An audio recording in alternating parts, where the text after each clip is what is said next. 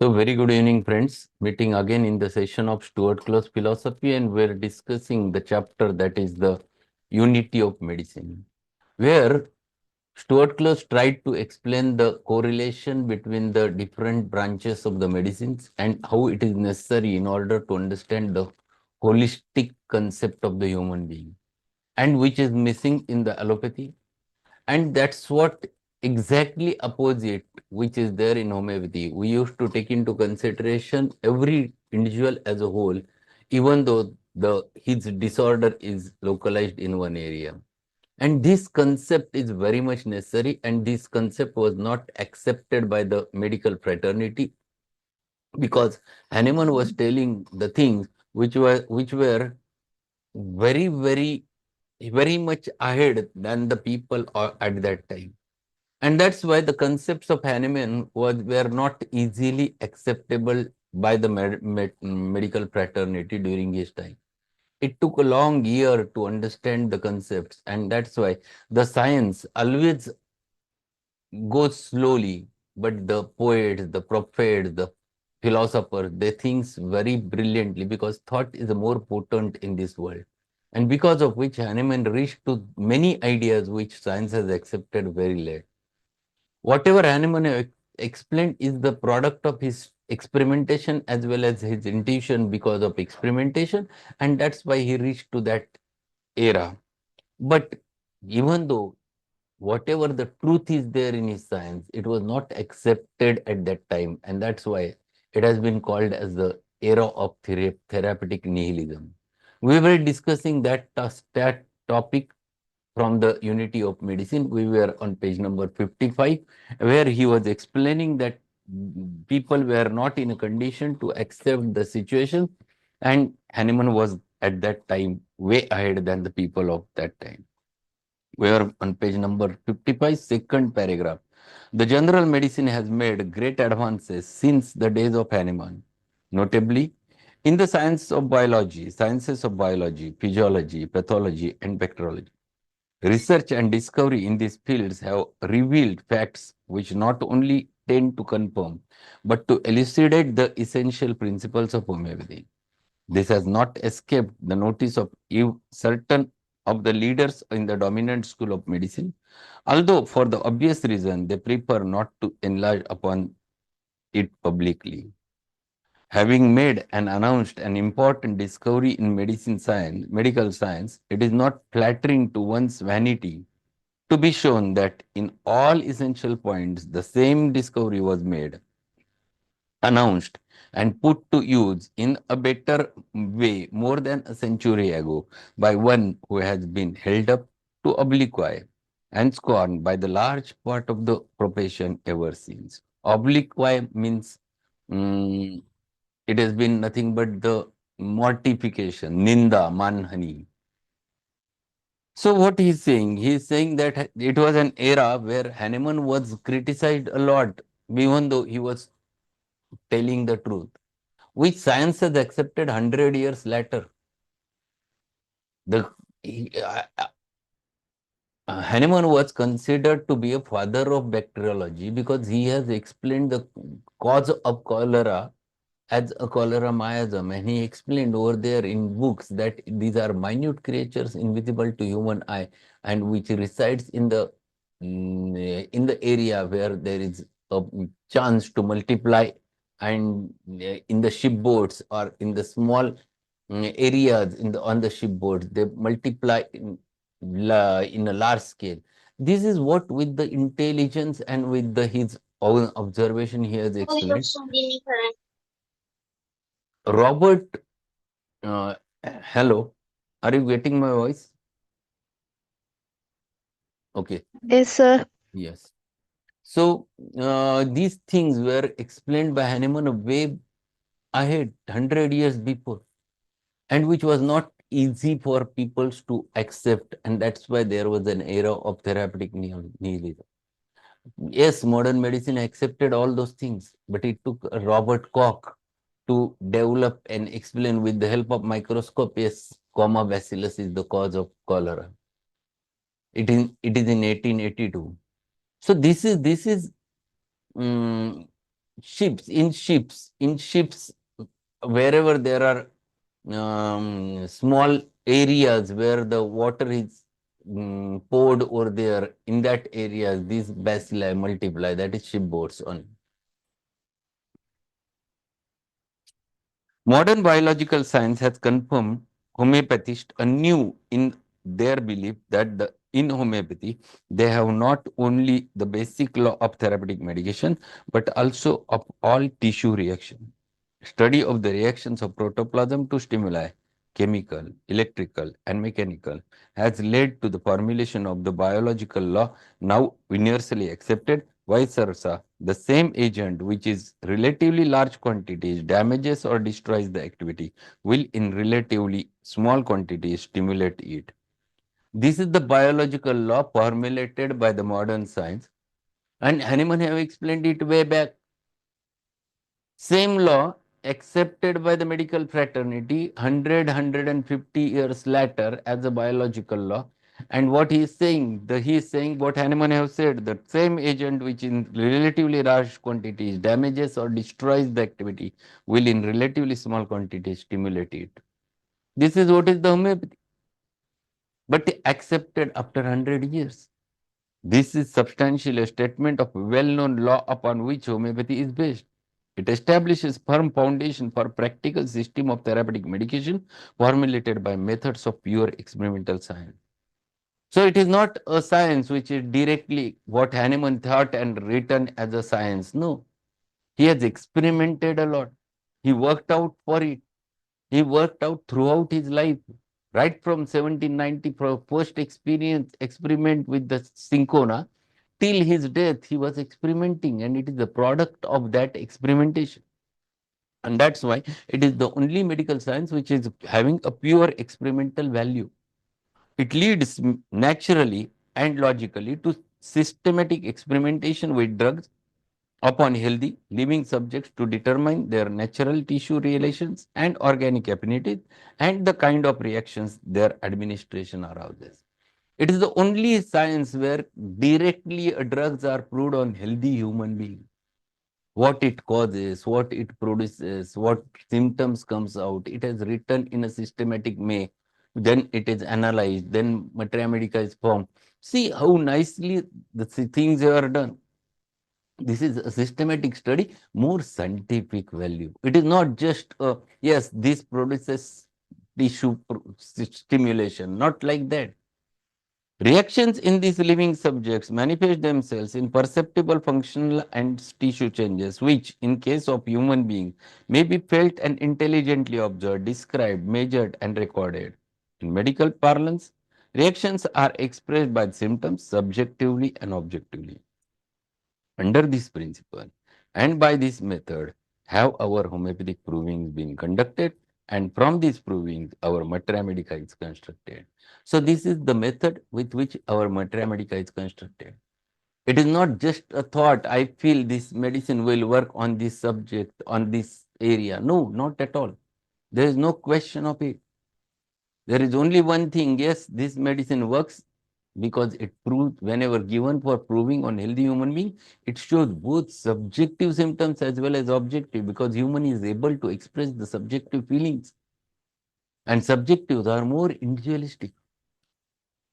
Subjective expresses the changes even at the mind level. Subjective expresses even changes at the dreams level, the sleep level, everywhere. And those are all are written during the proving, which has a big value in individualizing the case. And that's why such a big, thorough materia medica we can form with the help of this scientific method. Tests, of course, are conducted with doses only sufficient to arouse the characteristic reactions without endangering or destroying the life, since to do otherwise would defeat the end to in view. So when we prove the drugs, we just we give the dose just sufficient to arouse the vitality. Once the vitality is stimulated and first symptoms appears, we stop giving the medicine, and because of which we get a clear cut picture and the reactions from the human being, and we go on writing down with the specific timings, what has happened, where it has happened, what sensation was there, what modality was there, what is a concomitant along with that. Everything is written in our Materia Medica, and it is a systematic presentation of the Materia Medica. This is absolutely different than the allopathy. Knowing experimentally the damaging or pathogenic effects of relatively large doses of the drugs upon healthy living subjects, knowing also that relatively small doses of the same drug exercise more moderate and stimulating effect, the next logical step is to determine natural relation between the drugs and disease. So, in this way, Hahnemann went ahead. He has studied the actions of medicines with large doses first, then he has reduced the doses, then he has seen what has happened, then he reduced further. And this is how he has explained, yes, this drug, when given in such and such small quantity, the human reacts to it. And he has written all the things which has been called or which has been written in the Materia Medica pure. This is a systematic method which has been developed over there. Systemic reactions to the pathogenic agents of every kind, tangible and intangible, are observed and studied by the physician in the light of this principle in the same manner as the reactions of protoplasm to drugs and other stimuli are studied by the biologist. For the physician, it's essentially a biologist, as medicine is fundamentally biological science. So everything is written, everything is recorded. When the medicine is given for the proving, both things have been noted. What it causes in the material form and what it causes in the dynamic form. What are the subjective features and what are the objective features? So the Materia Medica in the homeopathy is full of that, and because of which we are utilizing both the things. In the similar manner, as allopaths only looks towards the cellular or tissue reactions, nothing more than that. So, in short, what he says, the homeopathic physician at the same time is nothing but the biologist also. Systemic reactions to the morbific influences, pathogenic organisms, and drugs alike are all manifested by perceptible phenomena of symptoms. In fact, the student of comparative symptomatology of drugs and diseases needs not to progress very far to realize that it is impossible to draw any sharp line of demarcation between them. All diseases are produced by morbific agencies or poisons of some kind, primarily or secondarily generated, and the symptoms of the disease are precisely similar to the symptoms of the drug. It is not illogical to deduce that the direct causative agents are similar, if not identical, and that the differences in effects are due to the differences in the size and quantity of dosage, the morphological peculiarities of the subjects, and different conditions. So it is rather simple when we prove the drugs in homeopathy. We used to write down each and every detail. If the patient tells you exactly after giving him a belladonna, he started explaining that he is getting a very severe pain in head, specifically on right side, with a pain in right eye, which is throbbing a lot.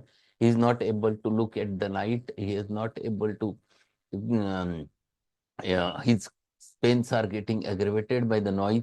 So whole symptomatology, this is the feeling what the patient feels. It is not which one observes.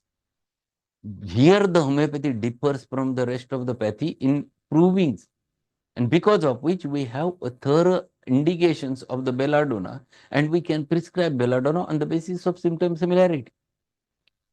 This is so simple because it becomes rather simple. Whatever the symptoms the drug has produced in a healthy human being, in the similar types of patient comes who is having the similar symptoms, we can give that drug because we apply the law of similar. We apply the nature's law of cure.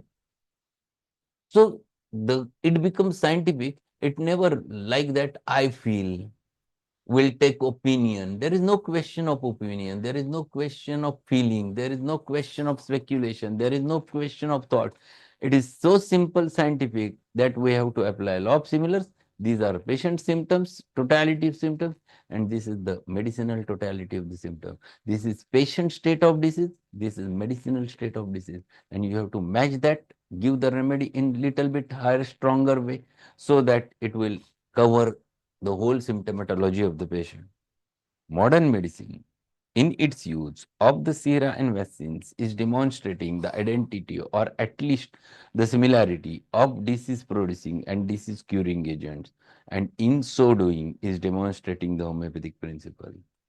This is what modern science says, that they are showing some relationship between drugs, vaccines, and the patient symptoms. But here also they are claiming that it is homeopathic principle. It is not homeopathic principle. Yesterday I have discussed that in homeopathic principle is a law of similars. A weaker dynamic affection is permanently extinguished in the living organism by a stronger one, where the law, this is what is called as nature's law of simile, not nature's law of cure. But when we use the vaccine or serum, there is a not law of similars. It is similimum is repelled by similimum, and it is not homeopathic concept. So these are two different entities which he has explained related with it. And to conclude that topic of therapeutic nihilism, last paragraph he says, the biological law under discussion brings again to the front as the fundamental importance the old subject of the dose, which has received so much discussion in the past. Perhaps from that time on, the discussion can carried on without the bigotry. Bigotry means pride. It is Fajil Abhiman. Acrimony. Acrimony means to say in a bad manner to the others. Acrimony. In Marathi, we call it kavzat. Or prejudice to a point where the two schools of medicine can arrive at the same, at the some amicable. Amicable means friendly. मित्रत्वाचा, सलोख्याचा, amicable. Amicable understanding based upon the acceptance of the general principle of therapeutic medication. So to conclude this topic, what he says that if homeopathy is based upon such a scientific laws, scientific principles, and it has been well proved, it is not only persistent, it is well proved. And once it is well proved, well experimented, the other people should accept the things and they go work hand in hand and develop the things for the betterment of the human being. That will be very useful instead of just criticizing one another. It is better to go ahead with a unique aspect of helping one another. That will be better for the suffering humanity. And this is the point where he wants to come. This is what is called as the unity of medicine. If we unite together, we give best services to the people. And this is what the Ayush is expecting. So this is one important topic which he has explained. And now he is on concluding part of this chapter where he explains one more aspect, that is medical sciolists. Medical sciolists. Sciolists means scientists, शास्त्रज्ञ, संशोधक. The homeopathic medical profession would have been spared a large number of tiresome and unprofitable discussions which have wasted time, paper, and printers' ink in the past if would-be critics, before entering the literary field, and had at least informed themselves correctly of derivation of and meaning of certain terms used by those whom they attacked. Misunderstanding and misusing a word, they attached an arbitrary or imaginary meaning to it and proceeded to be a belabor their man of straw. What has happened with homeopathy? We are using the terminologies which were old terminologies, and we are still following the same terminology. If your language is different and the next person who is sitting in front of you, his language is different, then things happens like that, that next person cannot understand what exactly you want to say. This problem always develops. And this is the problem with homeopathy.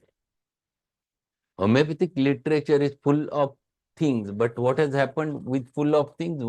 in homeopathic literature, what has happened is basically it is with the old terminology.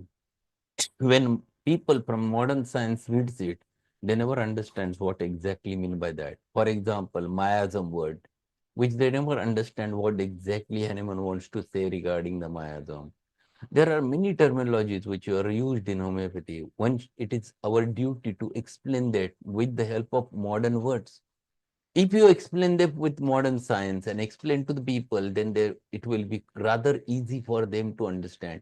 And once it becomes easy to understand, then people follow it. And this is a big task one should go for, which is not happening in homeopathy. This is what needed. So language problem or language barrier is big over there in homeopathy.